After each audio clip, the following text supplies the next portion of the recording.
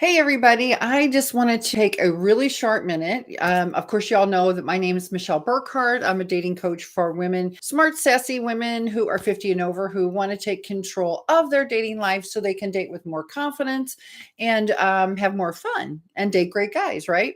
So I've started doing these love bites, which are kind of like tips and tricks on how to really find love when you're 50 and over. And I'm doing it in really short little snippets.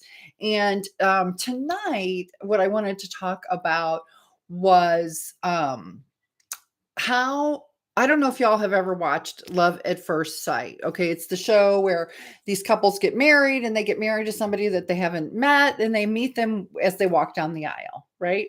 So I binge watched the last show, and the experts failed these people. And I was so bummed. I wanted to do a really quick video about how they failed them and how you can keep this from happening by really figuring out what your deal breakers and your must-haves are, right? So so this in the story, right? There's five couples, three of them were a wash, two of them were actually going to stay married. They decided to stay married. That's the short version. And they did that, until, like, they stayed married until, like, I don't know, the show wrapped, and a couple months later, then they filed for divorce. And unfortunately, the reason they did is because couple number one, the gal liked to travel. She was okay to travel comfortably, like 1 year, but the next year she wanted to go on a really major trip, like an international trip. And the guy that she was married to was a saver, so he wanted to save up and buy a bigger house and get a retirement account and all that kind of thing. So eventually, it just became too much. The next couple, it was a fireman and an independent consultant. The independent consultant was making well over six figures, and the fireman was making a fireman's salary. So she's wearing Chanel and Louis Vuitton, and he's like, "Who cares, right?"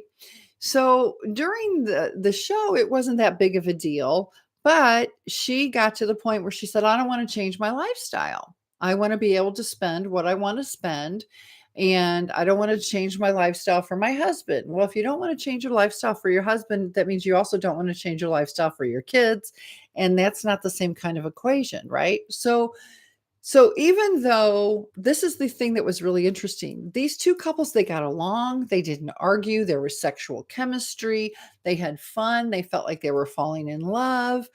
But at the end of the day, right, none of that mattered because their deal breakers did not coincide. They just did not match. And I see that happen so often. And I tell women all the time when I coach them, I always say, you're looking for somebody who works for you, that you can fit in, that fits into your life, right? So you need to know what your deal breakers are and what your must haves are. And I tell people all the time, must haves are what get you to date one, deal breakers are what get you to date 15. And I'll talk more on that later.